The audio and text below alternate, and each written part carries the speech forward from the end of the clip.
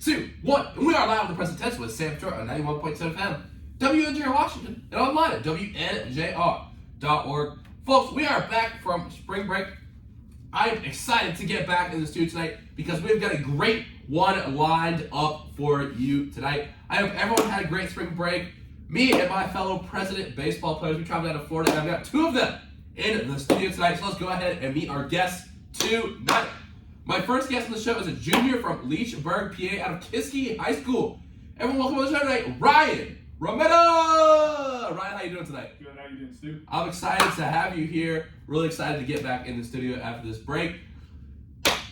My second guest on the show tonight is a sophomore pitcher from Bardo, PA. This past Friday in Florida, he picked up his first collegiate win in extra innings versus Worcester. Everyone, welcome to the show tonight, Brandon Bastian. Brandon, how you doing tonight? Good. So thanks for having me, Stu. Really excited to be here. I'm excited to have you here. Look, guys, we just had a big week of baseball down in Florida. Saw some really good opponents. The Presidents were definitely tested. Went 4-3 overall. Saw some good things, some things we need to improve upon, obviously. But overall, I was in the trip really well. I've got some thoughts. But Ryan, as the upperclassman, go to you first. How would you assess how the team looked in Florida? I think it was good. I think it was, a wake-up call in a way. I think that's what the trip's for every single year. It's kind of to bring us down to earth. I think it's pretty easy to get caught up in we've consistently been the one in the pack for the past couple of years. So you get a little ahead of yourself, and you really get brought back down to earth when you're playing 2 top 10 teams that are, more battle tested than you at the time. Mm-hmm. So I think it was good for the team. I think it was good to face some good guys. A couple teams like Kuka and Lucer that they're unranked, so they're a little more where we're at right now in the season. And it's a good measure of where we need to be come 2.5 months from now. Yeah, no, that's a great point. I like that a lot. And is there a particular game that stands out to you that you think you're going to remember most from this Florida trip? Because I've got one in mind that might stick out. I think mainly the one that's going to stick out for me is the first game against Worcester. I think that's going to end up being a season-defining game for us going forward, honestly.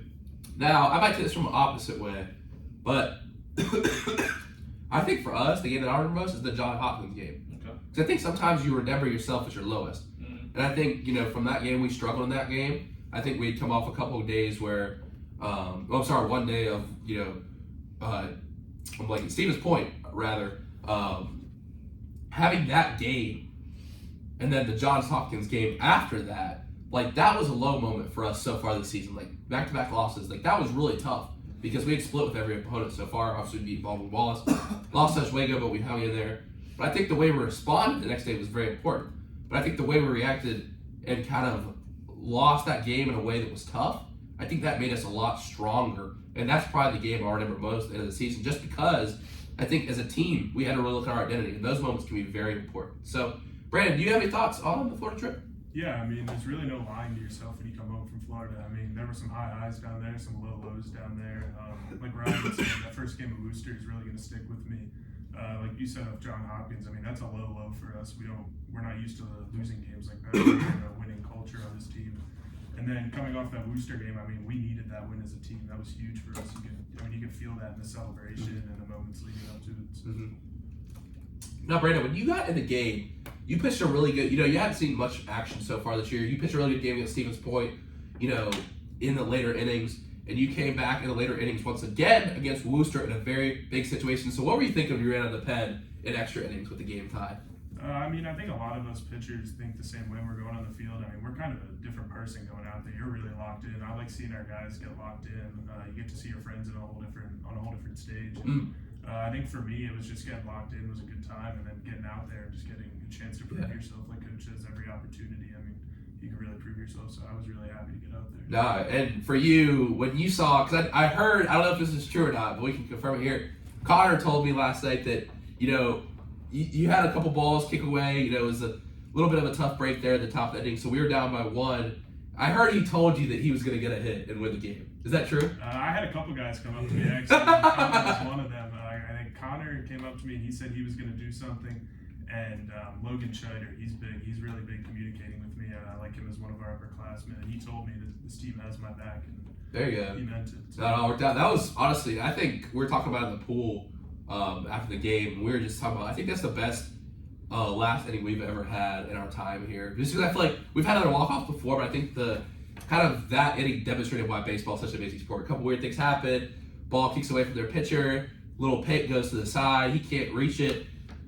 And, a little blue pin over the second baseman's head where it spins the wrong way. And then the outfielder's running. That's the way it happens, That's baseball. And I think, one thing I want to ask you guys about is, you said your friends on a different stage, everyone getting locked in.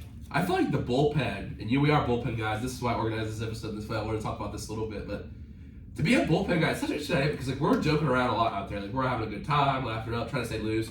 Because when you go in as a bullpen guy, it's such a serious situation. Because you have to get right away. If you're a starter, you can struggle a little bit at first, then you can come back. But to you guys, what does it mean to be a bullpen guy? Ryan, we'll start with you. I think I'm still adapting to, if I'm not gonna lie. I can't tell you how many times I relieved in high school because it would probably be once.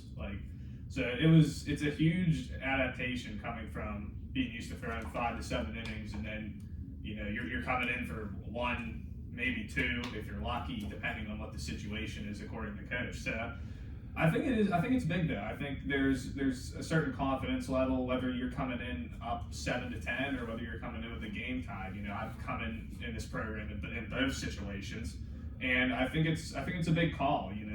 It's a lot of trust that Coach Mountain has with the guys in the bullpen, and he's got a reason to put everybody in for every certain situation. He's not just going to throw you in because he feels like you can get out of it. He knows what you have, and he knows what you're going to bring when you go out there. So I think being in the bullpen, I think it's like an honorable spot. I agree. Any thoughts on that, Brandon? I just like the bullpen for the culture. We're a family out there. We're spending 7, 9 innings sometimes. 18 innings, man. Yeah, sitting out there. Sometimes not doing much. Sometimes you're not getting the call, and you just get to bond with. Some of those guys are my brothers out there. So. Yeah, no, I think having the experience of to be honest, you're not really involved in the game in some games of the pen, so you're sitting back there and having a good time. I think that. I was about this before the show. What I was going to say about this, because I think the bullpen is such a unique spot. But I feel like the bullpen really shows the uniqueness of baseball. This is what I mean by that. As a bullpen guy, you're looser than anyone on the field, probably. Just you're sitting in there, relaxing. You're trying to keep it loose, and you're not really having to focus, hard focus each pitch to pitch. You're focused on the game, you're kind of catching the trends, what's going on. But you go from that to extremely locked in. You have to get going right away. I think one thing we talk about with position players a lot, and I at least heard this growing up, was soft focus and hard focus. Sometimes when you're in between pitches, you can relax a little bit, you can say something, but then when the pitch comes, you're focused, hard focus, soft focus. And I think bullpen, there's that time where we have to keep it light because you don't want to be tense the whole time you're out there. But also, I think you really have to get locked in. And with that note, I wanted to ask you guys this also tonight. Who do you think the funniest person in the bullpen is besides me? I'm not gonna lie. If we're talking about just entertainment, he's used to be entertaining, I'm gonna go with Julian. I'm not gonna lie, because I don't want to say funny, but he's always doing something out there crazy. Yeah, he's got something every day. He's got something sleeping. My pick has got to be in every other day. He's at every other game he's out there. I gotta go Dan Beistel. Yeah. He's gotta be my pick for funniest catcher on the team. Dan the Hitman. Yeah, he's my funniest catcher on the team, and then he's definitely up there for funniest bullpen guy. No, I think his kind of sarcastic remarks, if you ask, oh, okay, I'll go catch the pen. I can't describe him. I don't know, but man, I think what gets me is his Coach Mountain impressions. It's probably the most spot on the entire team. So. Nah, and then also, bro, the walkie-talkie thing, bro. That's for new this year. Because before we had guys, we'd have a messenger run down. You had to go meet him. But now it's the walkie-talkie. This week, I think the first time I held it, I was pressing down the button while I was trying to listen. I was like, what? I looked at it, I see Coach Mountain talking in the walkie. I don't hear him. And I'm like, you repeat? He got real irritated with me. Oh, it was funny. It's a learning curve. No, it is a learning curve. As Ryan knows, as Brandon knows, if you're on the mic, you gotta be. You be locked in. You gotta be more locked in than the guy in the game. That's the only position in the bullpen you gotta be locked in. You gotta be more locked in than the guy warming up. Exactly, bro. That's where that hard focus comes. Yeah. Hey, it gets stirring. You gotta get stirring. Oh god. Now, Brandon, for you, who's the funniest guy in the pen? I'll give you a pair of catchers to start. I'll go with Dan as well, and then I got Sam Schuster. Yeah. See, y'all didn't say Brody. Brody's hilarious. And then for Brody my says the same thing. It's the same thing. Dan mixes it up. For my bullpen guy, I'm gonna go with a new guy this year, Ben Pierce. Oh, Yeah, got he's some good funny. I like that. Shout out to Ben. No, Ben is hilarious. Shout out the Bond. Ball Pierce. Yeah. A big snack bag too. I mean, He's- some He's big just a big snack bag guy. He's got to be something that you pass down the snack bag. Yeah, to him, yeah. didn't What's you? your favorite bullpen snack? Oh. I'm a big gummy bear guy.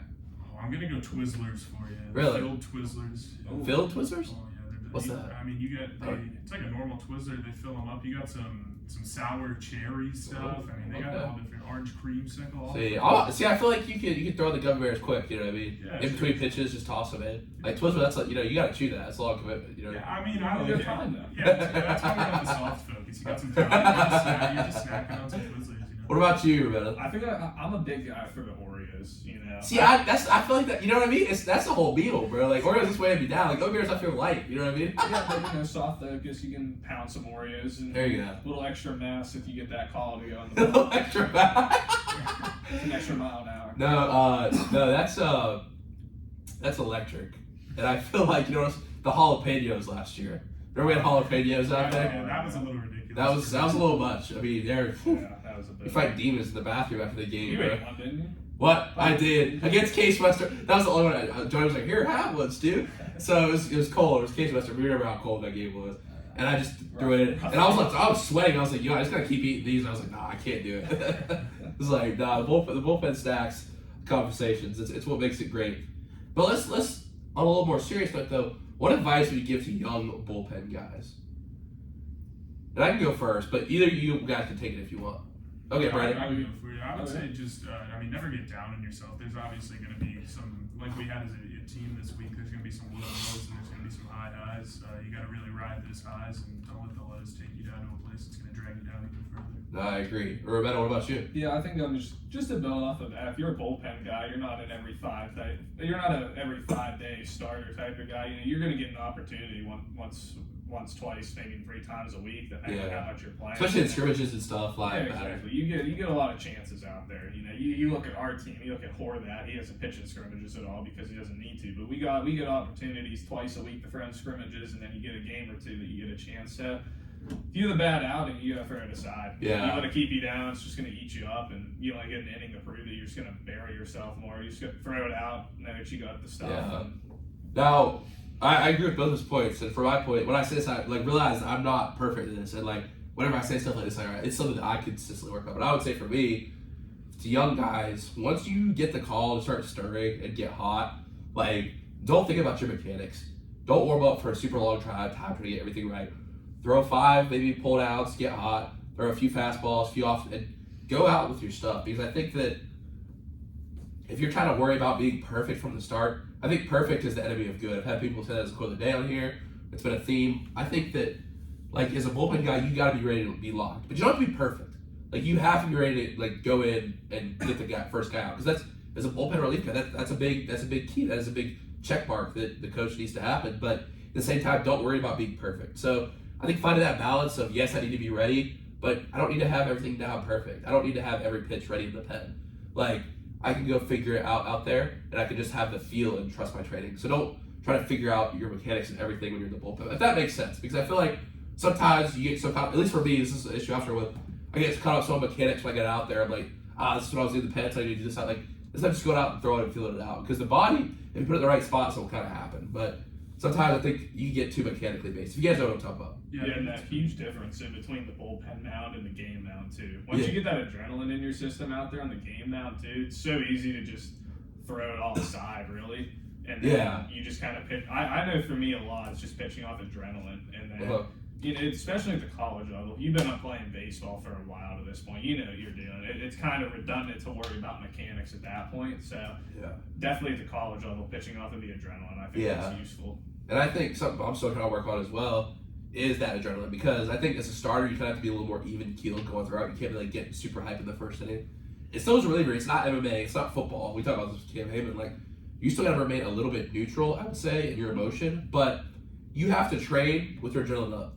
You had in flat grounds and stuff. I try to sometimes think about out of the box just to get my heart rate up. Or sometimes on the opposite of that, I'll go really slow in a bullpen to practice just moving very slow with my body. Because I know my body will naturally speed up the game, so I want to go extra slow when I'm going through stuff. And I think going through stuff like that in practice, when you're playing catch, that sort of thing, is very important because naturally, and I'm sure Brandon, you can talk about this, is your adrenaline was probably pretty high in the situation where you actually got your first win. But what type of things did you do to calm yourself down in that moment? Because I know, like, no doubt, you can be honest, I feel like you were really, probably a little nervous out there. It's a big situation. Yeah, definitely. I mean, it was a big difference in my 2 outings from this week. One, we were already down a bunch, so you could kind of go out there carefree, and that outing went a little better for me. And then you had the second outing where it's tie game and extra innings, and it's tough. I try to work on box breathing. What's that? That's big. So you breathe in for we'll say 4 seconds, hold it for 4 seconds, and then exhale for 4 seconds. It's just kind of thinking about that breathing and try to calm yourself down. Really feel your heart rate, and then go out there and just try to perform like you can be like it's you're winning by 10, losing by 10. Yeah, no, I think that's one thing that's helped me a lot is I used to take like big deep breaths and then like blow them out a long time. But that when you actually breathe out for a long time, when you breathe in for a long time, you have to breathe out. Like your rhythm gets messed up with breathing. I feel like for me personally, so I'll take a short breath in and blow it out for a long time just to kind of reset everything. But I know everyone has different routines like that. I think breathing is really big though. I think that is a big key when it comes to pitching. But my next question for y'all, and we'll get to some personal stuff to get to know you guys a little bit after this, but what do you think the biggest keys in conference playoff for the Presidents? We got a big week this week. St. Vincent's a good ball club. We know Grove City's given us some trouble over the years. They're a big rival of ours, I would say. Then we got Point Park, Marietta. So although this is the conference schedule, we do have some really good non-conference votes mixed in. But for conference play against the rest of the year, what would you guys say the big keys are? Brandon, I'll start with you. I would say it's just don't lose the intensity. No matter who we're playing, we can't play to their level. We need to just keep playing our game, keep trying to get hits, rally around each other, and just stay locked in. I mean, the focus is going to be huge. It's a long season. There's a lot of games. You get tired, so we just got to stay really locked. I agree. And Rametta, anything to add to that? I think it's just keep our confidence up. I back to the spring trip. We were definitely feeling like, what's going to happen this season after really getting almost run ruled by the 2 top 10 opponents. But I think keeping the confidence we just built with the 2 big wins against Worcester, and then I think it's definitely good to come out strong. And we're playing 2 top 4 teams the past 2 seasons that I've been here, so I think it's big to come out with 4 wins against 2 solid programs. It's good to go to the road against St. Vincent. If we can start off with St. Vincent with a big win, I think that's going to help us carry some momentum in. And just trusting us. I mean, there's a reason we finished number 1 the past 2 or 3 seasons being here, so we got to know that we're better than these guys, and it's our job to go out there and show it. Wow, I like that attitude and play with that confidence. And one thing I would say to add on to both your points is that I think staying sort of neutral, and Coach Mountain talks about this a lot, not too high. It's never as bad as you think, it's never as good as you think when things are good. It has to be applied to baseball and life. I love that quote. I think what he said, we talked about this with Cam Hammond a lot, is play against the game. You're playing against a nameless face opponent, you're playing against the game. So whether we're playing a really good team, a team that's not as good, we need to play against the game and that's in life too. You gotta push yourself, be the best version of yourself you can be. It's about maximizing, pushing yourself to the limit of what you can accomplish physically, mentally. Same was true with baseball. If I could push myself to be the best baseball player I could be, that's all I can really do. We can be the best team we can be, that's all we can do. We can't worry about our opponent. Because look, we're gonna play teams like John Hopkins who are really good. We might have our number one day, but all we can control is how we bounce back, how we return. And that's the biggest key. I think that showed really well coming back and put a really solid effort against Worcester. And I think another key in that Worcester series with remaining neutral is that, look, if me and Brian were talking about this before the show, I talked this about Connor last night, if that ball gets caught by the first baseman and, Connor doesn't get the chance to hit, the game's over and they end up winning, who knows what happens that second day? It's closer. I think it's a closer game. And I think, the remaining neutral is really important in that sense because they were really deflated after that loss. And no doubt we probably would have been too, but I think I would have liked to see how we responded to that. But I think it's just a good example of how baseball is such a momentum-based sport. Probably one of the most momentum-based sports. And I'm rambling a little bit, but I did think a lot about this today. It's although it is a single-player sport, one person can hit, one person can pitch at a time, what you do in the box affects the next guy so much. The pitches you start out with as a starter affect the relief guys so much. If you attack, it'll be easier for them. If you're a reliever and you're the setup guy, you attack, and you have a really strong outing, it'll be easier for the closer. So keeping all that in mind and remaining neutral and trying to play off each other's momentum, I think is a very big key. And because it's a long season, me and Connor also talked about this last night, dude, it's a grind. Getting up at 4 a.m., D1, D2, D3, whatever, we're getting up at 4 a.m. at Florida, 7 a.m., having long days of games. So I think remaining neutral is all Very important. I like that key. And I did ramble a little bit there, but I feel like that's just one of the most important keys of baseball because it is such a momentum-based sport, I feel like. Absolutely. Now, let's get to know you guys a little bit. So my first question, and Ryan, I'll start with you. You started playing baseball when you were 4 years old. So, Ryan, when did you fall in love with the game of baseball? It's hard to say. I would say probably realizing how much I liked it. Probably around 9 or 10 years old, because I think that year I tried flag football in the fall, and I didn't play. I don't think I played fall baseball that year or something like that, because I wanted to see if I'd be any good at football. And then I was okay, but like during football, I was missing baseball, so. I think maybe if I didn't even understand it that young though, but it was kind of like I need to be playing baseball. This is a sport I love. What position do you play in flag football? Who knows? I think they stuck me everywhere. There you go. Brandon, what about you? When did you fall in love with the game of baseball? No, I would say a similar age, around the age of 9 when I started really playing travel baseball. I had a really good coach that I actually stayed with up until I was about 15 or 16, and he really shaped me as a kind of player I am today, just as a person. Taught me a lot about life. Okay. He really made me fall in love with the sport. Okay. What type of things would you say he did to make you fall in love with the sport? He just taught me how to have respect for the game, how to have respect for other people, always go out there and just control the controllables. He taught me really a lot about the mental side of the game. And like you were talking about baseball, it's long, there's a lot of momentum in it. It's really a mental game. It'll beat you down, and you just have to keep going and try to find a way to not let it completely defeat you. No, I like that. I like that point a lot. I think that's a very important point. Now, Ryan, you're really close to WJ, Pittsburgh native. Keesky area is very close to WJ. So why did you choose to stay close to home and play for the Presidents? I think a big thing in the college search for me was the, I guess in a way, a high school environment. I remember touring Youngstown was probably the second college I seriously looked at as like, maybe baseball, maybe just attending. And then the sheer size, it's probably double or even triple the size of W&J. And it's like it was intimidating for me at the time. So getting to W&J, hearing that the size of the classes is like high school-ish, 25 to 30 people. Smaller than that sometimes, yeah.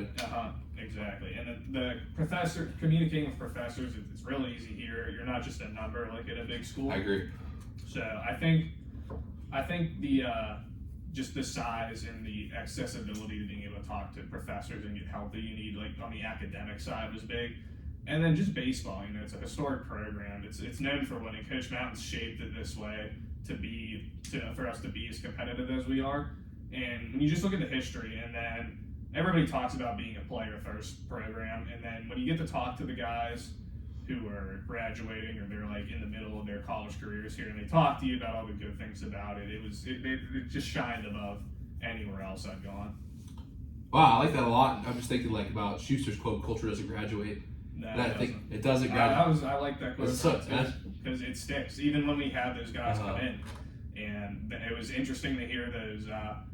I believe it was what was it? The 2007s, or I think it was 2007, 2000. They had 2019. Clay Martin came back. What was the group that came? They were the first recruiting class. Yeah, so I think either 2006 or 2007 was Jeff's first recruit. Yeah. It was interesting to hear them talk, and then you look at these guys that are literally 45 or 50 years old, and you're like, they talk like us, they say the same things, they're joking around, making the same jokes we are, and it's like, wow, like the culture around here has literally been the same for 20, 25 yeah, and years. that's Coach Mountain, like him putting that culture right when he got here, because it wasn't here right when he got here, you know what I mean? Like, I've heard a lot of stories about those first few years, like it was tough, but he stuck with it, like, and I feel like with that culture, like you also have history, you have legacy, I feel like when I put on the President's uniform, there's a lot of weight behind it. Like, I know like guys like Michael Zito, Clay Martin came out of the pen, just like I would put on the pen. And it provides a lot of comfort for me because I'm like, wow, I'm like getting put on the same jersey as those two guys. I'm like, wow, that's pretty cool. Sitting in the same bullpen that they sat in. So,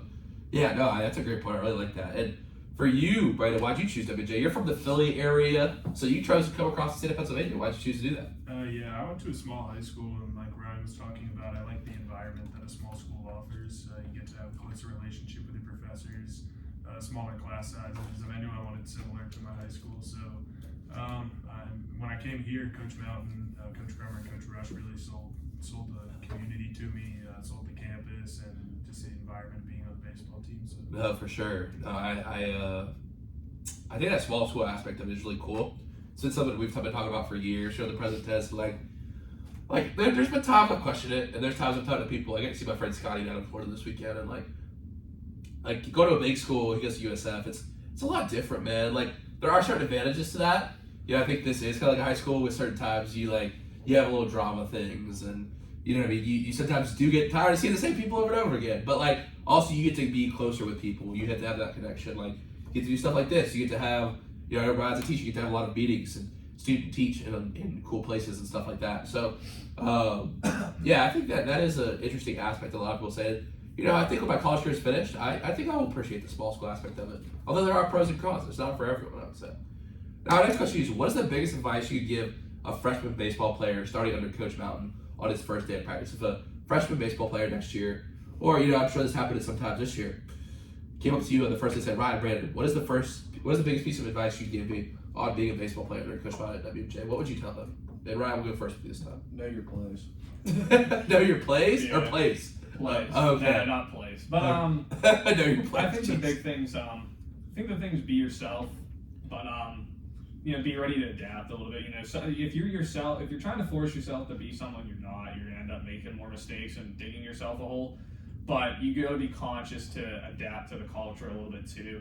I know it's always a mix for being a freshman too, because it's an interesting dynamic that you become. You're top of the totem pole in high school. Yeah. You're bossing guys around. And you're the 18-year-old and you're talking to a bunch of 14, 15-year-olds, and then you get shot right back down to the bottom, and you got grown men, 22-year-olds, now they're telling you what to do. So it's a shock to go from top to bottom in like a matter of 2.5 months. But just adapt and kind of get a grasp of the culture and like where you're supposed to be and stuff like that. I think that's how I kind of went about it, and I think it helps you get a little more respect if you don't come in acting like you own the place in a sense like that. I agree. I like that. Be yourself for sure.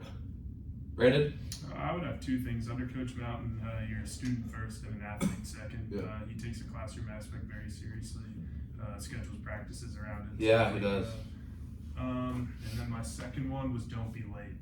Just stay on top. Oh, no, for sure. Make sure you're And it's like, go ahead. Yeah, don't be late. Just try to stay on top of things, whether it be the classroom or to practice. Just stay on top of everything. I agree, and I think that being late is something that, like, for me, like, I used to be late in a lot of things. Like, I've never been, knock on wood, like, I haven't been late here, but that's because, like, I see the punishment. I'm like, but as I started getting that routine, I was like, and it might, accidents happen, you sit through a lot or whatever, like, shooting might happen to me at some point, but, like, just the idea of, like, setting that precedent of being here on time. Me and Greg have talked about that a lot. We were talking about Greg on the show before this show tonight, and, like, we talked about how important that is, and, like, one thing for me, the story that I haven't told on here yet is, it really kicked me too, is, like, this one day I was interviewing Greg for that alumni interview up at the stadium, and I left something in my room, and I was late. I was like 5 minutes late. And Grego was already there, and I could tell he'd been there for like 10, 15 minutes. I was like, I felt bad, and I was like I gotta be there on time. Because I think as an interviewer, or whatever job I go to, like, I think you have to be able to show the people that you care. And not that I really did care about that interview, but I made a mistake and left my tripod. But the fact that I didn't have it ready, I think I could have been better in that moment. And I think it is like a silly thing. And I tell the other coaches, some of the other coaches that come on here don't really know about the 15-mile punishment, but like, I think it's an important thing. It's not about the punishment itself, it's about getting in the habit of it. And I think it's a really important thing. So I would definitely tell that to the freshmen as well. But one thing I would also say, like, interacting with the upperclassmen, like, don't be afraid to push back sometimes. Like, yes, you're gonna get yelled at a little bit, you're gonna get moved around, you're gonna be told what to do, you'd be like, hey, go get this, go get that. But if someone's like disrespecting you, don't be afraid to stand up for yourself, say something. And there's the fine line, because you have to do certain things, but never change yourself to fit other people, because sometimes like people will push you not out of mean spirit, they want to see what you're really about. And that's kind of a deep thing I don't think many people talk about in college sports, but if someone's really testing you, they're talking trash to you in the game, and you stand up for yourself either with your play or just the way you carry yourself, if you're struggling and you keep maintaining yourself, even if someone's kind of getting on you or talking trash or whatever. Not that that happens a lot, but like, don't sacrifice who you are for someone else to meet what they want you to do, because I think you'll get more respect that way, if that makes sense. Yeah, and some of that stuff from the upperclassmen, you just can't take it personal. Yeah. We're just having a good time with our friends, and you just gotta try to keep some tough and to be clear, like, all the upperclassmen are great here. I've had great upperclassmen all the years I've been here, but like you are at the bottom of the totem pole. You're told to do things. You're told to carry people's bags and stuff, and that's tough. But you can't trace who you are. You got to go about it and realize that you're being part of the team, and this is your role right now. And for me, that was something like, me and J-Mo have a great relationship now, but he was always on me my freshman year talking trash sometimes, and like he was kind of, he'd like razz me up a little bit like in between games and stuff, like at the comms, like he'd be joking around with me, kind of he roasted me a little bit. But now we're great friends, and I think that he just kind of wanted to see what I was about. I never told that story on here, but like me and J-Mo are great friends now, but he was kind of just seeing what I was made of, I think. So I think that's all a great conversation. Thank you for that. Now our next question for you guys is, what is one trait it takes to be successful in the game of baseball? I'll go. So I think it's just being mentally tough. Baseball's a really mental game. I've learned that throughout the years. I used to be pretty weak on the mental side of the game as I was younger. And I learned a lot through my coaches and my parents, just people mentoring me. And I think it's just such a tough game on the mental aspect. And as I've gotten older, I think that mental toughness isn't necessarily so much about performing well, it's about how you respond when you don't perform well. Would you agree? Yeah, I would definitely agree with that. Just learning through my experiences, even since I've been here in 2 years, you just can't let the tough times get you down. I agree. And Ryan, what about you? I agree with the mental toughness. That's definitely something that just like you were saying, Scott, I think it's grown a lot over 2 years of college baseball. I think it's definitely, I've become more mentally tough. I would say perseverance is my trait that you gotta have. In high school it could click for you. I didn't play in the most talented conference in Western Pennsylvania or anywhere, but I think once you get to college, you're playing against a mix of 18-year-olds to grown men. They're gonna 24 at some graduate schools, yeah, they're gonna have your number. So you gotta realize that, and you just gotta stick through. You can't change too much about your mechanics or have a different mentality. Sometimes it's important to stick to what you know and then take advice from other people. Maybe not reinvent yourself. I think is a good way to go about it. I like it. I think that's kind of the thing we were talking about before. Is you really can't. You gotta stick with who you are as a person. Be unapologetically individual, and I love that idea of just being yourself. Now, my next question is, and Ryan, I'll start with you this time. What is one word you use to describe yourself? It's a tough one. It's a tough one. I guess just I don't know. That's a tough one. Let's go to Brandon. You were Brandon? Okay. First. Yeah, I would say loose. Yeah. I like to be loose in fields. I mean, other than when I'm really locking in the pitch, I'll be doing the gritty around the field and that. Home run gritty, bro? Yeah, That's I like to keep it loose. I think that's one of the best parts with the bullpen. We can keep it loose. No, really. That's why I like the bullpen versus the dugout. Like, you can't be dancing around the top of the dugout. Like, but we're dancing on the benches and stuff out there with Marv and Paul and all the fellas out there, all the aliens, all the humans.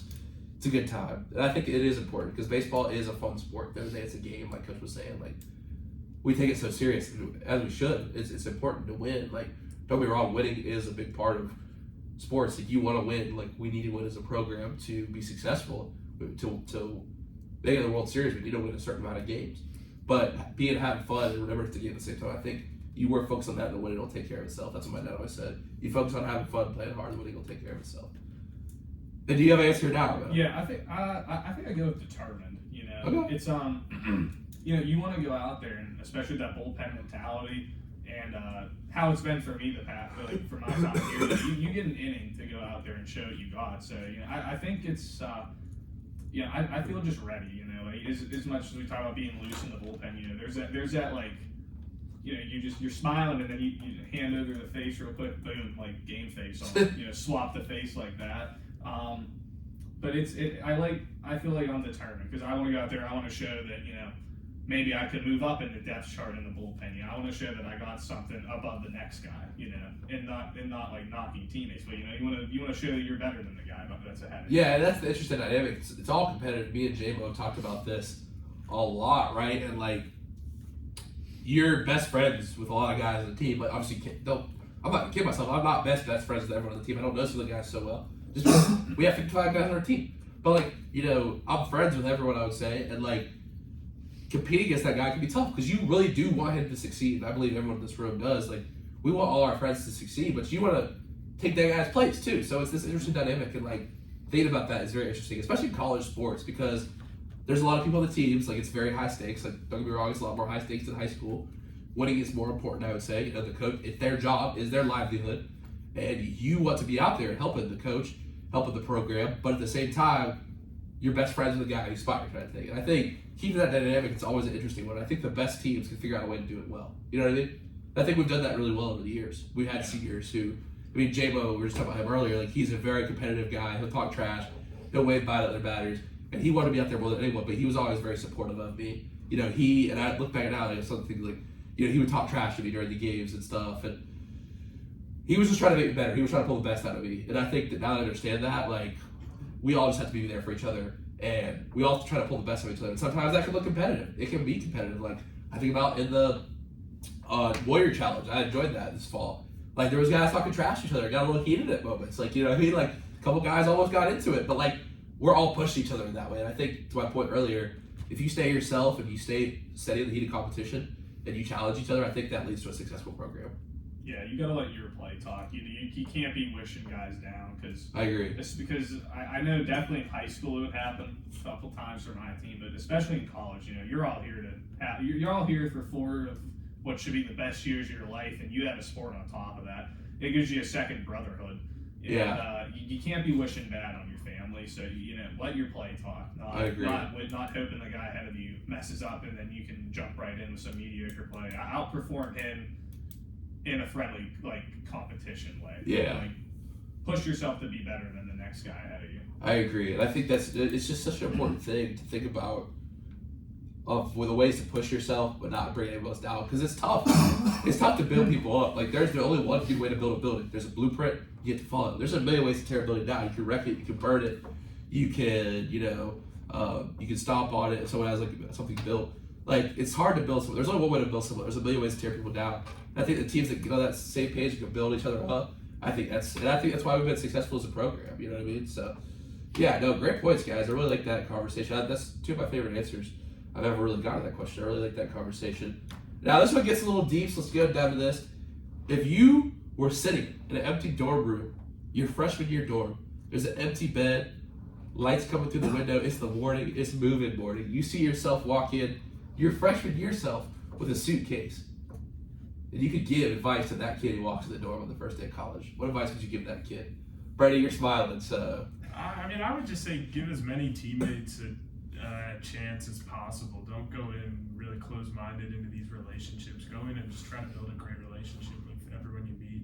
And I think that's something that's helped me. I have a pretty good relationship with a lot of my teammates, and I mean, they help me so much. It's like living with a brother. It's living at home away from home. For sure, you got Pookie and Dante. Shout out Pookie and Dante. Yeah, Pookie and Dante. Yeah, they've been some good. And Big Mike. Shout out Big Mike too. Yeah, big Mike. And Ryan, what about you? I think to the extent, like, for me, it would be not only with the baseball aspect, but in campus life. Don't be an outcast.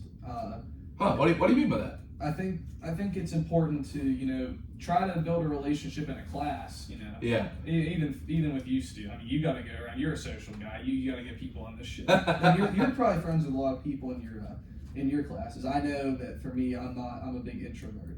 I'm not big in going around talking to people all the time. Like, I'm not comfortable around it like you. But I think in college I've come out of my shell a lot. Yeah, I would say so. And I think it's important to not only for the athletic aspect, but if you're guys like us D3, we got a really low shot of making it to the show or to another higher level. So just planning for like life after college too. You got to build your social skills, and I think it's real vital to have that, and to have that level of like you can go up and talk to as many people as you want to about anything. Wow. Yeah. I like that. Wow, great answer, man. I really like that. I think there's a lot to take in there. For me, I think in this day and age where mental health is such a topic that is in the front of many minds across the country and across the world, like being out there and being, one thing we talked about with Morgan McGuire a lot is like being able to just talk to people, tell them about your true self, tell them about your daily ride. I know you are a guy who I knew you at first, you spent a lot of time in your room just by yourself. Mm-hmm. Like when you first really got to know me last year a lot, Like, I was a guy who spent a lot of time in my room, but now, like, I think you kind of alluded to it now. Like, I'm going out like in calls, I'm like dapping up everyone, like, and I try to just be. And EJ was one of the people who really told me about that. But you can't shell up in life. You can't form a shell like a turtle. You gotta go. You're not a turtle. You're gonna go out there. You gotta talk to people. You gotta meet people, and that takes you out of your own head. And you just don't know whose story you're gonna run into. Like I was telling Brandon before the show, I'm working on a documentary about storytelling. Even doing like the vlog thing, which I was gonna sub that at the end of the show, but. Like just learning how people kind of operate is really fun, and like it takes the pressure off yourself because you realize like everyone's human. If you get caught up in your own shell too much, you like look at everybody like, oh, everyone's perfect out there, like especially with social media stuff. But you gotta talk to people, like people have struggles, and you share those struggles. It makes you stronger as a person. So I think that's a big key. I tell myself too, but I'd say don't be afraid to go out. Like go hang out with some people at Washpot. Go do things. There's plenty of activities around here. Go to Pittsburgh. Go do some shops. I met some friends, great friends who own some things out of Pittsburgh. Go to some museums. Like, do whatever. But don't stay in your room. Go see the world. And I think that's a great point. So thank you for sharing that. My next question for you is, what is something in your life that you are proud of? This is a tough one. This is a stumper. You got anything yet? I mean, I'm just proud of making it here. Nice. This car with. Shit on first. Yeah, I mean, You say the same thing. It's not illegal. I guess I kind of took the easy answer out. No, I'm not it's just a big accomplishment. I'm not just proud of myself. I would just say I'm proud of my family for going through everything with me and always being there for me, even when I do wrong or I make mistakes. They always have my back, and I'm just proud to still be here with them and just trying to make it through every day. No, I think that's awesome, and just the fact of getting here is like, I think sometimes I wish I would think about that more, because like I remember I saw those high school kids playing across from like with our field, and like that stress of wanting to get recruited and trying to finish high school and having the grades and making the player profiles and stuff. It's a lot of work. And like now, obviously, this is in that aspect, baseball is different now because you don't have to prove you're on the team or whatever, and you still have to prove you deserve a spot. Don't get me wrong, but like the idea of trying to impress people and playing recruit, like that's a big journey. It's a big part of your life. So I don't think there's any shame in saying that's not. I would say that's a cop out answer. I think that's a great answer. So, Rametta, what would you say? I'd go similar. Just not only getting here, but I mean, maybe it's a leg up on him being a year ahead of him. But I would say almost being done too. Like, Yeah, you look back on every class you've taken, all the games you had to get through, and you're like, man, I'm like 8 classes, 8 or 9 classes from getting out of here. You know, Yeah, bro. Then a new chapter of my life. So, and then I think for me too, going through a major change, I went from business to education. So I think going through a major change and then adapting to a whole new set of classes, and then I'm 8 classes from being out of here. It's an exciting time, and just looking back and like I went through high school to get here, and I've gone through 2.5 years here. I'm happy about that, and I'm excited to go into a new chapter. So I'm proud of where I'm at right now, I think is what I would say. No, that's awesome. Dude, you're bringing up a lot of points that really make me think. I did have a pretty good conversation with Carl yesterday about a lot of things. And one thing that we talked about too is just like, one thing I constantly think about is like, yeah, like bro, we really are almost done. Like, it sounds cliche, but like when you live through it, it's especially with how we started in COVID and everything. Like, it's tough, man, to get through that period. And kind of relearn how to like interact with people and stuff. And starting off with college, learning how to go to college your sophomore year, it's all very interesting. I think for me, like one thing you said is like it is an exciting time. Like the next chapter will no doubt be exciting, but I think one thing is to remember too is we all gotta enjoy what's going on right now. Like live in the present tense. Because like, yeah, I gotta drop it once or twice a show. But like I think that it is a true motto in the sense that like for me, I think about this a lot, and I thought about this a lot. Last year I was not actually sure I've shared this, but I wasn't sure I was gonna continue with this in this year. Like the thing is like opportunity and the idea of having opportunity in the moment, like with baseball, like this is a grind, bro. Like we said before, like, you're up at 4 a.m. You're out the field for long hours. It is tough. You're up at the field in the winter at 6 a.m. You gotta walk outside when it's snowing. It's 6 a.m. You're on the treadmill with the guys. Like it's all very tough, and there will be good things in the next chapter. And this is a great thing we're doing right now, but you have to enjoy it. Like I think about the podcast because this is something I've done. Like you can hear, like I'm a little sick tonight, but I wasn't gonna miss this for anything. As long as I get out of bed and don't have like a fever or anything, like I can do this. And the reason I say that is because I've done this when I'm sick, when it's cold, when it's hot, when I've been feeling good, when I've been feeling bad. Like and I love it so much. And like, part of me is excited for the next chapter. Like, maybe I do get a podcast now. Maybe I don't, but like, it'll never be this way again.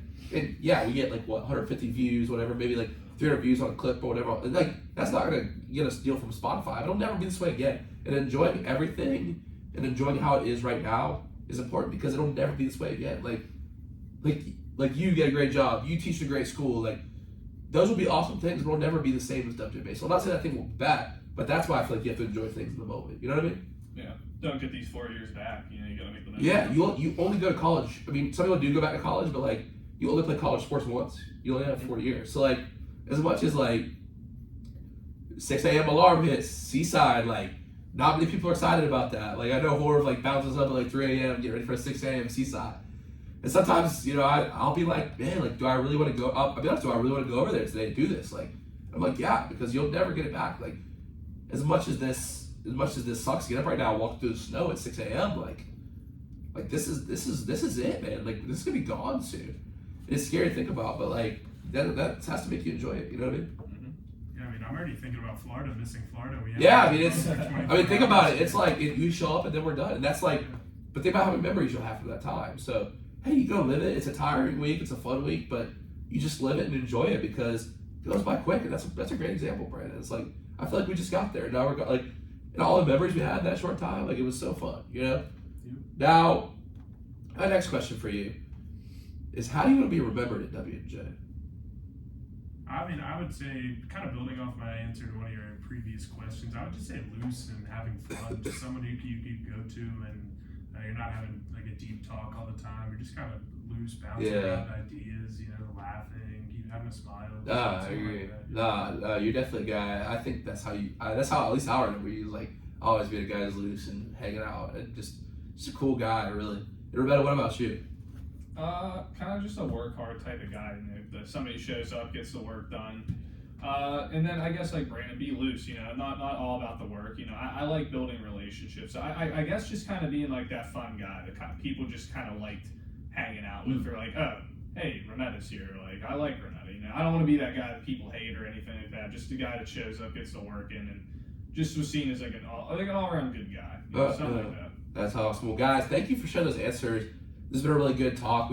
It's flown by really fast. We have definitely some really fun stuff going on after the break. But thank you for sharing this. This has been a very thought-provoking segment. You guys have said a lot of things that made me think. I hope everyone at home really learned something. But before we go to break, of course, you guys have listened to the show before. You know it's time for trivia here on the present tense. So let's go ahead and get that. How it works is we'll take the questions before the break. Then we'll listen to some Derek and the Dominoes. Then we'll come back. We'll get your answers. Then we'll do our final segment of the show. We'll have some fun stuff. Talk about the World Baseball Classic. And we'll do our quote of the day, of course. Now, our 2 questions for tonight.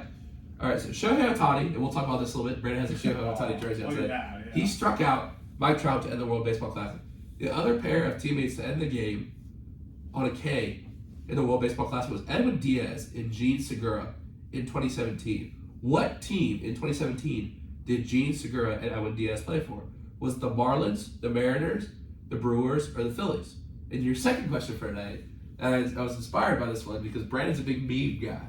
He loves memes. If you don't know what a meme is, look it up. I don't really know if I can explain it. So, Brandon, there was a meme a few years ago that got, remember, you probably see this too. There was a big meme of a guy looking at a girl while holding another girl's hand. Do you know the meme I'm referring to? I have seen this meme. Okay. In the foreground, the girl that is being looked upon, what color is her shirt? Is it blue, red, green, or white? We'll get your answers after the break, or listen to Derek and the Dominoes. This is Sam Stewart on 91.7 FM at WNJR Washington and online at WNJR.org. You are listening to The Present Tense.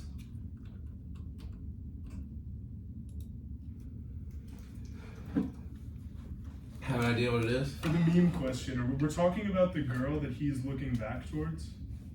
He's looking forward to the picture. There's a girl he's holding on to, and he's looking forward at a girl. Alright, so we're talking about the one he's looking at, not the one he's holding. The one he is looking at, yes. Alright, yeah, I'm pretty sure. What were the teams? I think I know the answer to both. Marlins, Mariners, Brewers, Phillies. Marlins, Mariners, Brewers. Marlins, Phillies. I think I got my answer for that one. I think you're gonna give me some Shohei trivia, and I was gonna look real. You were all excited about it, then he. No, he wasn't. He- Down. I think you're gonna ask how many other times in his career has Mike Trout struck out on 3 pitches swinging, and I think the answer was 24. That's pretty good. I didn't find it.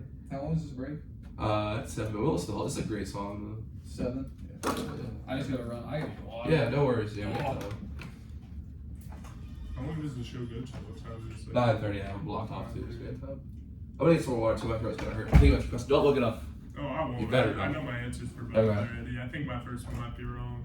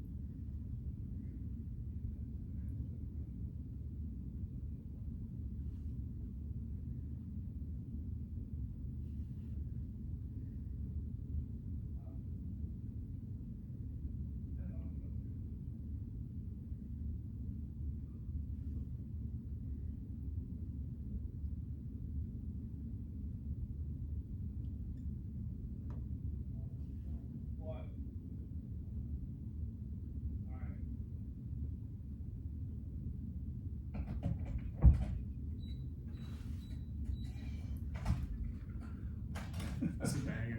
Is it? Oh, I know. I know this song. Do I be that guy and look up the meme picture? That's what he said right before he left. He's like, don't look it up. And he's got us recorded.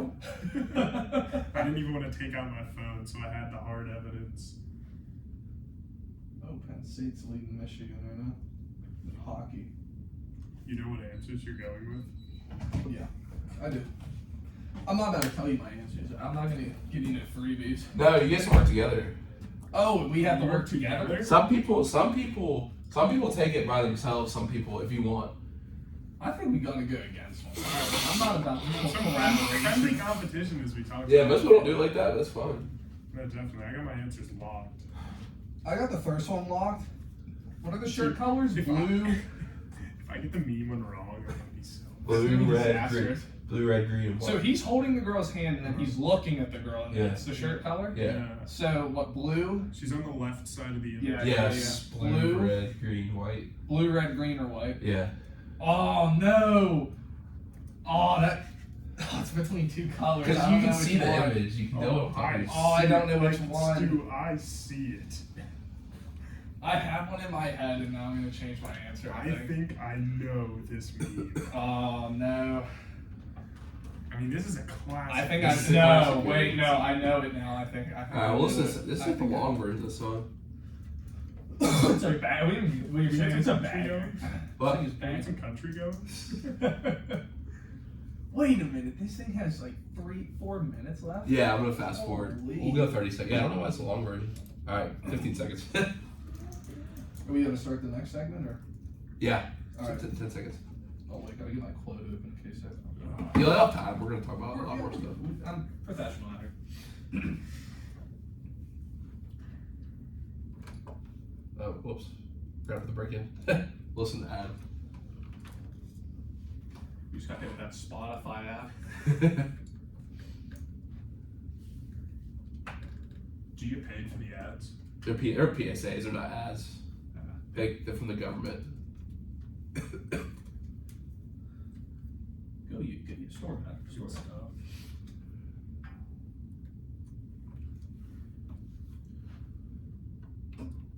We're back in the present tense on 91.7 FM at WNJR Washington and online at WNJR.org. Today we're talking with Ryan Rametta and Brandon Bastian, pitchers on the baseball team here at WNJ. And our trivia question for the break is, show you how he struck out Mike Trout to end the World Baseball Classic.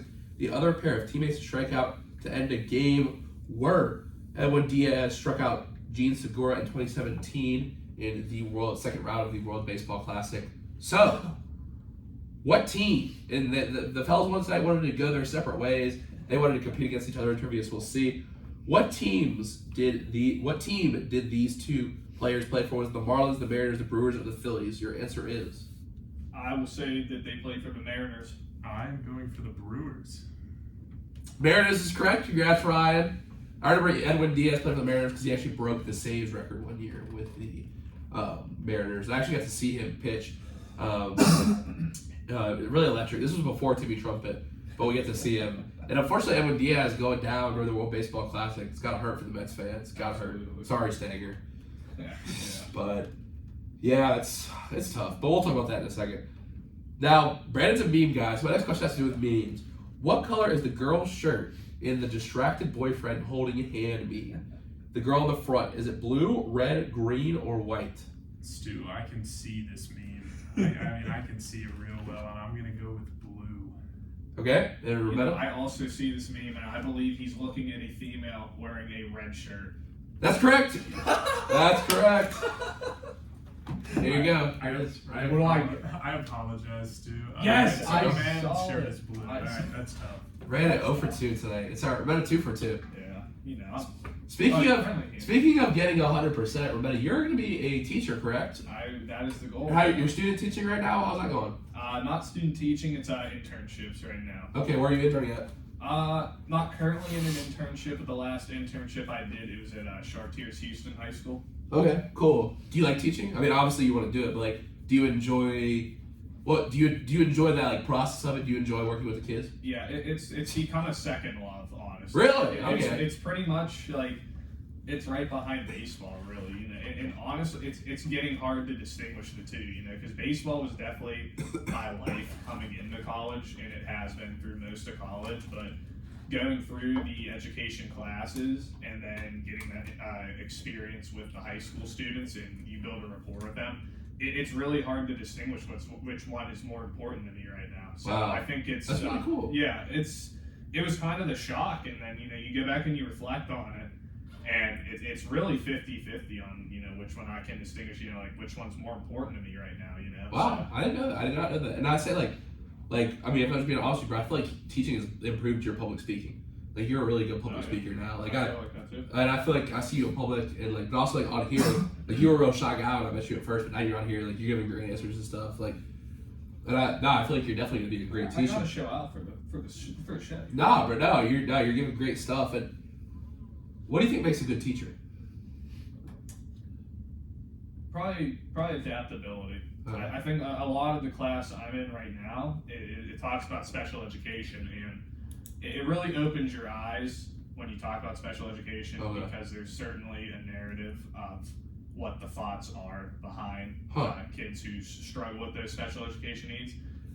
The class I'm in does a really good job of breaking it down, and it goes to show that if you see the kids that leave the classroom for extra help, it's not always because of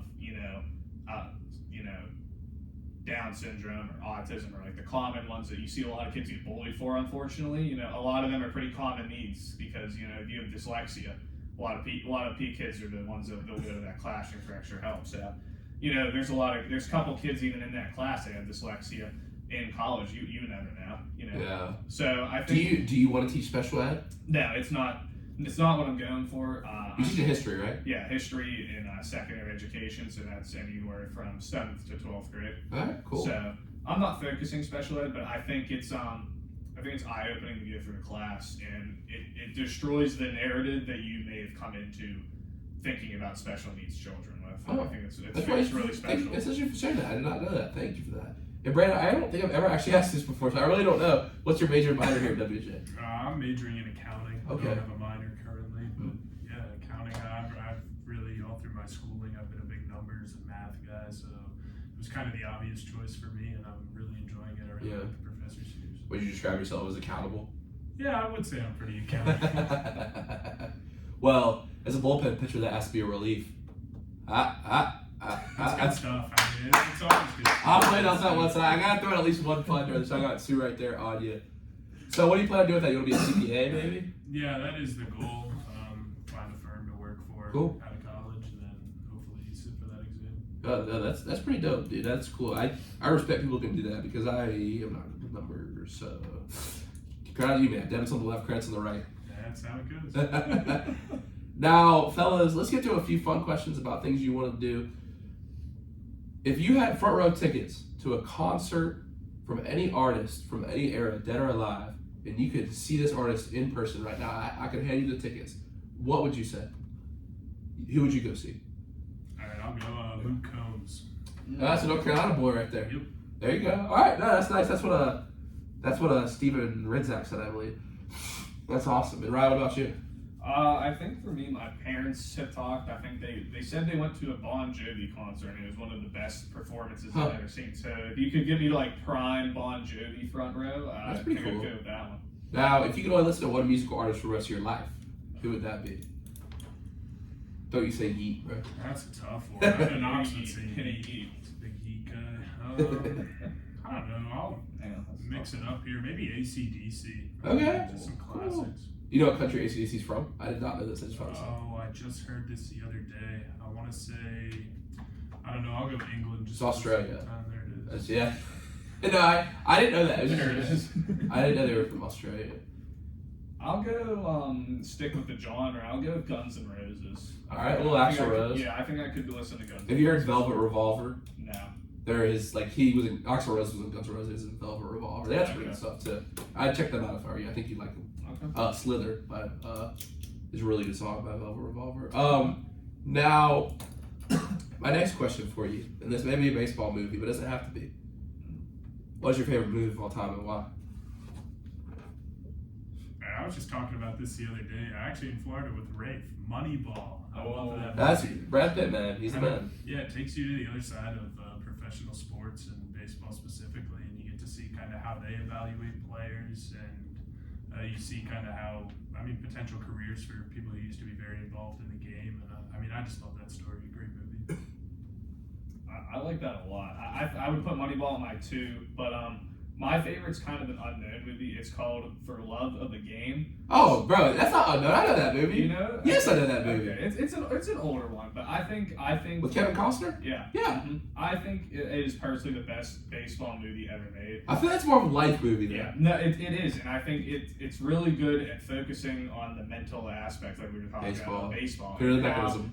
how he develops his clear the mechanism technique, and that was a huge movie that my dad made me watch when I was younger because he wanted me to become more mentally tough on the mound, and so he had me watch that, and so it definitely became like an inspirational movie to me. And then, like you said, I definitely think it's really easy to apply it to life as well. And then how they track his last game as he's throwing a perfect game, I think the plot is set up very well. I think it's one of the most well-written baseball movies, minus Moneyball, probably. Yeah, I'm a Field of Dreams guy personally, just because, and I guess a philosophy guy. You guys know I like to get deep. Like, it's very deep. It's not very about the actual game of baseball itself. It's about how baseball represents life. That's why I like it. But those two are great. Mm-hmm. I do. For the love of the game, I wouldn't say you're right. It's not as well known, but I think it's really good. And I'll say Moneyball, Brad Pitt's the man. Jonah Hill, it's awesome. Have you seen Jonah Hill in War Dogs? Have you seen War Dogs? Great movie. Great movie. It's a great You movie. haven't? I have not. It's an excellent movie. You need to watch it. We're just Who's the other one in that? Miles? Is it Miles Teller? Yeah, I was just talking about Jonah Hill. One of my friends, he's a big movie buff, and I love movies, so we're talking about it. He's really good at Wolf of Wall Street too. People forget he's a Wolf of Wall Street. It's great. He's a great actor. Good actor in that one. He's a really good actor. But my next question for y'all tonight is: what is something that you haven't done in your life yet that you want to do? That's a good question. All right, I know mine. So I personally have a fear of heights, and there was some talks about it during our Florida trip. I actually saw a sign for it. I would say skydiving. Diving. And I feel like it's something you gotta try once in your Yeah. life. I don't know. It just seems like maybe it'll help me get over my fear of heights. Yeah, that's my answer. Maybe it will Big make it start worse. for Yeah, kids. it could be. I mean, yeah, that's a good point. That was high. Hey, maybe you can go up on the Willis Tower, the Sears Tower, the skyscrapers. But no, I just about on a plane. Yeah, roller coaster or something. Dude. Maybe go to Cooper's Rock, where you're Go for the big one right away. yeah, that's the obstacle is the way. The hardest things that'll make it go away. If it doesn't, then you know that you just can't get over it, right? And Ryan, what about you? I think one goal that I haven't really been able to actively pursue as much, just being young. But I think what I would want to do is I want to travel to all 30 MLB stadiums. Yeah, that's dope. Before, How many have you been to so far? I have been to PNC Park a bunch of times. I've stopped at Tropicana once, and then senior year in high school, I was lucky enough to go with my dad to Fenway, and I got to Really? experience Fenway, which is probably the coolest stadium I've been to so far. That's pretty cool. I've been to the Trop several times. It's an interesting experience, I would say. The Trops.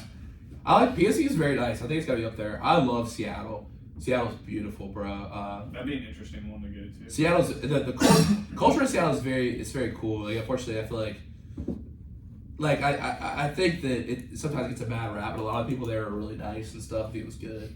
I'm trying to think. The Phillies. Have you been to Philly, Brandon? Yeah. I think it's nice. I think the backdrop's nice. It's alright. I like it at nighttime, and you got a nice sunset out there. Yeah, I mean it's in a parking lot. Like all the stadiums are there in a parking lot. I'm trying to think where else. Wrigley's awesome. Like Wrigley, the people are really nice. I guess You been to Wrigley? I have been to Wrigley. Yeah. That's a big one. I don't know. Wrigley's dope. Wrigley's dope. I'm trying to think where else I've been. But yeah, DC. I've been a lot of games in DC, which they've improved their park a lot. But yeah, no, I'd love to do that too. But I haven't been to Fenway. Like I feel like I've heard from some people that it gets overhyped, but you wouldn't say so. What's up? Yeah, I've heard some people say Fenway is overhyped. Like the Fenway. You know, honestly, I feel like it definitely gets more of more hype than it actually was. But to say it's, I would just say it's overhyped by the people who are like caught up with like history. If you're able to like dissect the history around it, and then I was able to walk up on the Green Monster and really? that high. Like that is up. cool. Like I mean, it's just cool as a baseball fan to be in a stadium that's been there since like the 1800s. Yeah, no, that's dope. There's nothing cooler than that. And then I think I did the tour, and then they take you to the tour around the one red seat that's in the stadium. Yeah. And they talked about forget who the guy was, but he hit like a home run off of the foul pole and the Green Monster. So yeah, it's a cool experience.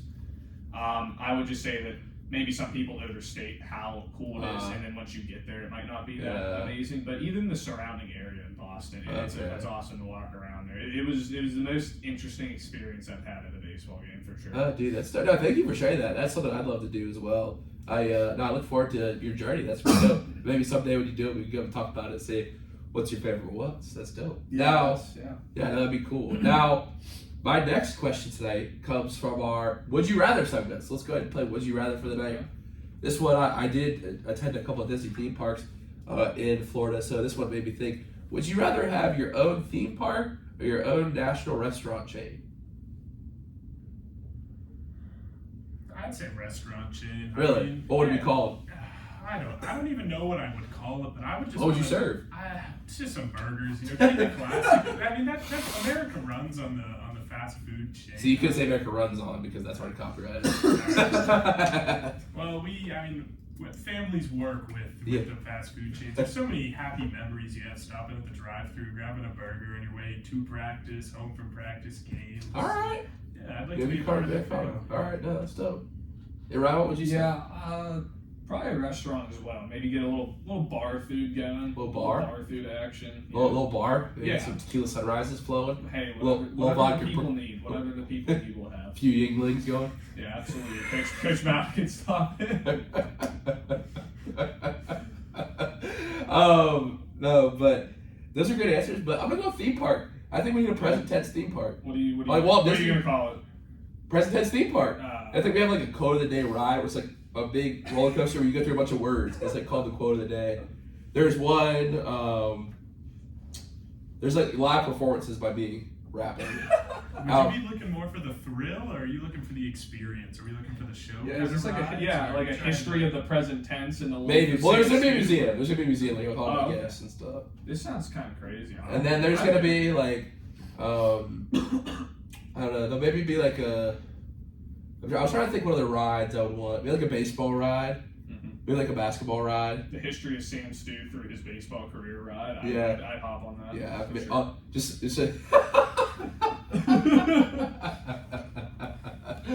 yeah, we'll see. Hey, Walt Disney, you know, he was a visionary. I'd have to have some sort of cartoon character. Maybe like a, I don't know what kind of character. Maybe like a Marvin and Paul, bring the aliens. Yes! There it is. The aliens, that's the theme park. Yeah. Someone write this down. That's good stuff. Copyright this. This is not going to the episode. I'm not. So you can steal the idea. Marvin and Paul is that. There'd be big Marvin and Paul dolls walking around. Honestly, if I saw those like as dolls, I might be like scared. If one like tried to hug me, I might be scared. This is BP. They're terrifying. Is the BP's on them too? Yeah, that's be awesome. Yeah, everything's W&J themed colored. I like that. Oh, that's awesome. Guys, we gotta talk about the World Baseball Classic. Now, where's your patriotism, bro? You got a Shohei Ohtani Japan jersey on right now. What is going on, bro? Why are you a Japan fan? All right, so I go to the Little League World Series every year. This started with my dad. We've probably been there the past 7 or 8 years, maybe. And he pointed out to me how the Japan team plays. You can watch them before the game, and they're running along they're doing their poles, and it's every player's on the same stride with each other. And he pointed out to me their work ethic and how those kids are 12 years old, and they have such hard schedule. They practice for 12 hours on the weekends each day, and there's just so much attention to detail in their game. I just love the way they play in Japan. They have a whole different style of playing. I just love watching it. No, that's pretty cool. I did see that video of the kids jogging around the field. It's interesting. Yeah, you gotta think like they're professional baseball league, too. Like it's as good as the MLB, the MVP. Like it's not. I don't know if that's maybe a stretch to say it's as good. It's comparable is a better word. And like a lot of players would rather play in that league than in Japan. Like you see, like someone like Trevor Bauer is going to play in Japan now. Like a lot of guys are going to play in Japan. Like after their careers are done. Like they don't have a certain amount of American players on the team, but it's definitely comparable to the MLB. And I think like they don't have the stars maybe from other teams like in the MLB, but they have all solid players from that league. So no, I think it is a fun team to watch. Although I do wish USA would have won. I'm not actively rooting for Japan, but Brian, what were your thoughts on this World Baseball Classic? I think I'm excited to keep watching them. I don't think I was as invested in the 2017 one, just because I had honestly never even known it was a thing before then. But actively watching it, I think it's fun to root for America. And I think when you I know. Like I think when you get nationalism and some patriotism involved, it's so much more fun and passionate than like, oh, let's go Pirates or like let's go Americans. Yeah, that's gotta be tough to say let's go Pirates. Yeah. Yeah, it's a good switch up to root for a team that can actually win. No, it was fun. Even being on the plane to Florida, and then you see Trey Turner blast a grand slam. I mean, those are the moments that you like. If you're there, you'll never forget it. If you watched it, you can tell your kids about it. Yeah. As cliche as that sounds, but no, I agree. It was fun, and I would probably say that'll be the best ending to a World Baseball Classic for the next couple years. Just the fact that you got the two best baseball players on the planet right now faced off against. I agree. Like Japan is now the only second team to finish the World Baseball Classic unbeaten. The only other team is the Dominican Republic in 2013. They went 8-0 as well. For me, an MVP for USA, it's got to be Trey Turner. Like he had 5 home runs in the tournament, tied with Korea's Sung-Yup Lee in 2006 for the most of a single World Baseball Classic. Like Trey Turner showed why he's valuable, and I think that's why the Phillies honestly are going to make another World Series run this year. If I got to be honest, like if you look at it, like the Phillies were already a good team. You add how Trey Turner, if he plays that way in the regular season, bro, like it's going to be over for the NL, bro. Like, I'm just saying, like in a tough division too. Like if Trey Turner can put up those kind of numbers, like I got the Phillies taking it. That's just me. But something that was interesting, like, and I want to talk about Ohtani's save. But I do want to read this stat right here real quick, though. Shohei Ohtani has never recorded a save or finished a game in either his MLB or MVP career. But he did so Tuesday night, striking out his Angels teammate Mike Trout to seal the victory 3-2.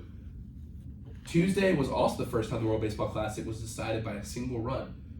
That's all interesting stuff. And I think one thing that played into the factor here was like we could talk about this from so many different angles, but the pitch clock was one. They took a longer time than the pitch clock would allow in the MLB. So, like, maybe the dramaticism of that moment, you have to allow that in the 9th inning, maybe? I don't know. Like, what are your thoughts on the pitch clock? Should we not have it in the 9th inning? Because that at-bat took a long time. And it wouldn't have taken us, the dramaticism would not have been there without if the pitch clock, if we try to get, like, there was a lot of moments that said, look at each other, the teammates, there's a lot to say about that team. What do you guys think about that idea? I mean, I don't know how I feel about the pitch clock. It changes the game in so many aspects. I mean, good pitchers, you see Max Scherzer now playing with it, making guys get out of the box and then right back in, and then you know when they have to be ready, and you can just blow it right by them when they're still getting ready. It changes so much, and it's going to make the better guys that much more effective. You think so? Huh. Rametta, what do you think? I'm one that is completely opposed to it, and I really interesting. We haven't had a person on there. I think it's one of the worst rule changes the MLB's ever made. Really? I'm all for their marketing to younger players, but you know, if you look at the statistics for the amount of like people watching just these World Baseball Classic games, it's not the timing of how long games take.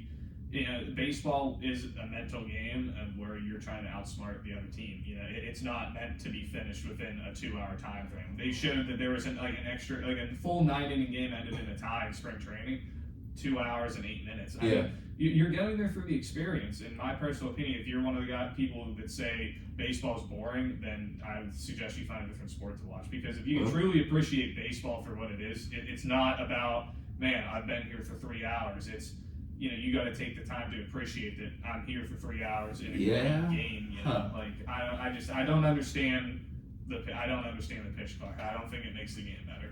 Kind of just changed my mind there, I will say. I don't know. I like what Brandon says there too. You know, if there's one pitcher that's going to benefit, it is Max Scherzer because he's crazy and you can see him making it. But then again, you know, like. The whole pitch clock doesn't make sense to me either. You know, pitchers have a full 15 seconds, but the batters can step out for like 3, and then they have to be back in the box or they gets a strike called them. And so, just, for me, here's what it comes down to, right? I think that here's what I think. Baseball in the dead ball era, people would complain because the games were so short. It'd be like an hour and 50, hour 40 in the 1920s, 1910s. The average game time in 1970 was 2 hours and 30 minutes. Like this idea that baseball is better, like the older version, people didn't care if it was long. It's because the game weren't as long. The idea of strikeouts and home runs, that idea of like hitting the ball with velocity versus hitting the ball with contact. You know what I mean? Trying to get launch angle, trying to like attempting to hit home runs more, even with 2 strikes. Like that has made the game longer. So that's fine if the game wants to be played that way. You know what I mean? But like, excuse me, we have to account for that because look. I like what you're saying, right? And I do agree because I could watch baseball for a long time if I'm at the game. But I think a big part of MLB is TV contracts. And baseball is not as fun if you're not at the game. I would say probably more than any other sport. Like I can watch an NBA game. Like it's hard for me to watch a baseball game on TV when it takes so long with the commercials and everything. Like there's so much time. Like when you're at the stadium, like you see the T-shirt can, you get the hot dogs. Like you're talking to the people there. I think for the TV contracts and for the younger viewers who maybe even view on TV.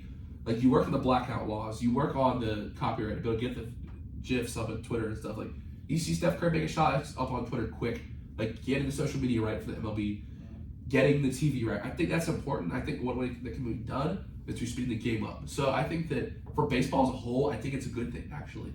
And maybe it does like ruin the little moments that make baseball what it is. And I do love that. But I think to keep baseball going because I think baseball has struggled because of those long games. I was like that's a long time, 3 hours, 30 minutes. Like, you want to see action too.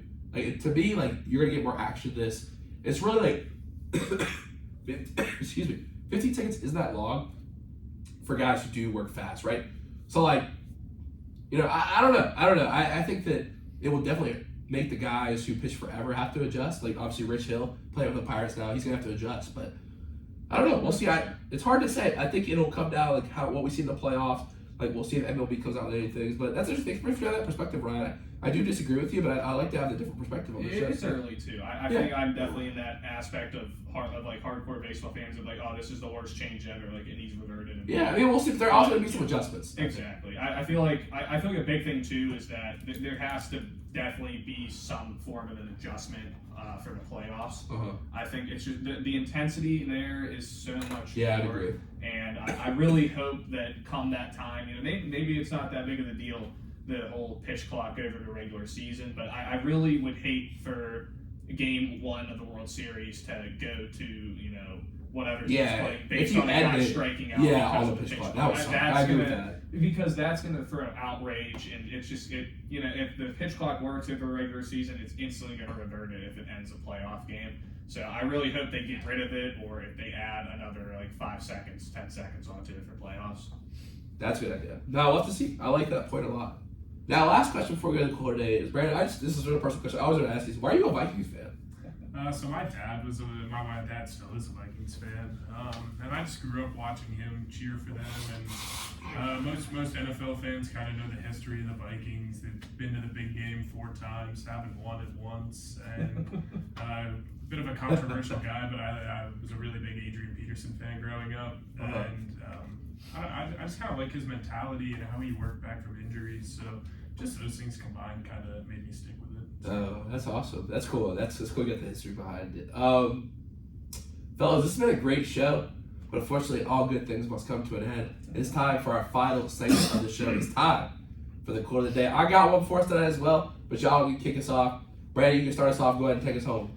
All right, so I got a Vikings player here, one of my favorite quarterbacks, and he said, every game I've ever played, regardless if it was preseason or Super Bowl, meant the same to me, and I laid it all on the line. And this kind of reminded me of something that's been coming up recently with Coach Mountain, how he says every opportunity is a new chance to show us what you got, and you can't take any scrimmages for granted or anything like that. You got to go out there and perform, get locked in with that game time mentality, no matter where you're playing, who you're playing. Wow, that's great advice. Great thing to remember there. I like that. I'm thinking about that. Ryan, what about you? So I have a quote from old school manager Leo Dircher. Never save the pitcher for tomorrow. Tomorrow it may rain. And yeah, so I mean, base context, for baseball, it's kind of clean cut. But I think you can apply it to life. You don't hold back on something you want to achieve or something you want to get done, because if you let an opportunity pass, then it may never come back up again. So attack what you want in life and pursue it. Don't wait for it to come to you or to be handed to you. Wow, that's awesome. Great quote of the day, guys. Now, I watched a couple good movies on the way back from Florida. One was Gone Girl, David Fincher film. Great film, very psychological. Same guy directed Fight Club and Seven. Great movie, great director, I loved it. But the second movie I watched when I was in my dorm yesterday was called The Founder. It's about Ray Kroc, the guy who met two brothers who started a restaurant called McDonald's. He kind of ruthlessly took over the business and ruthlessly took it away from the brothers and made it into a big thing. But he's a very successful businessman, and I think he had a good outlook on things. Some of his business practices weren't great, but I feel like his attitude and his desire to be successful was really admirable. So I'll read the quote from this movie. I believe it's originally from Calvin Coolidge, but here's Michael Keaton as Ray Kroc, the founder of McDonald's, in the movie. Nothing in this world can take the place of good old persistence. Talent won't. Nothing's more common than unsuccessful men with talent. Genius won't. Unrecognized genius is practically cliche. Education won't. Why the world is full of educated fools. Persistence and determination alone are all powerful. And I think that just goes with the theme of where we're at in the season right now, where I'm at in my life. We got 6 weeks left for the present tense. We got 6 weeks left of the season. Everyone's a little tired right now, but I have no doubt on both fronts. We're going to finish strong on the podcast with some great episodes lined up. It's going to be a lot of fun to kind of see some people return, meet some new people these last 6 weeks, and also baseball, make this end run stretch here and see what the President's really made of. And I think that's going to be a big key of that is just determination and persistence. So I think I want to apply tonight. And guys, I just want to say thank you so much for coming on the show tonight. It's kind of short notice. Obviously we get back to classes and stuff tomorrow. I think you're cutting out time to do this. I know we've been talking about doing this one for a long time. Rametta and UMass, we've been talking about this also for a long time as well. So thank you for coming on it. It's a lot of fun. I don't have the next guest lined up, but I would love to say that this was a great one tonight. So thank you guys so much. Thank you, Stu. Thank you for having us. Well, like I said, I don't have the next guest lined up. We're getting some stuff spread out. People are getting back to spring break, that sort of thing. Got 2 episodes live next week, Thursday and Sunday most likely, but we're going to have a schedule come out either Monday or Tuesday. But I promise you, these last 6 weeks will be fire. We're finishing out strong. It's been a crazy year, a great year. Like I said, I wasn't sure I was going to be back, but I have been back, and I've been super fortunate to meet so many amazing people like these two guys, a lot of other people as well, and I know we're going to keep that going for these last 6 weeks. Everyone have a good first day back tomorrow. Hope you had a great spring break. Come say what's up. Come talk about sports. Come talk about life. But until then, everyone have a great night. Remember to live in the present tense.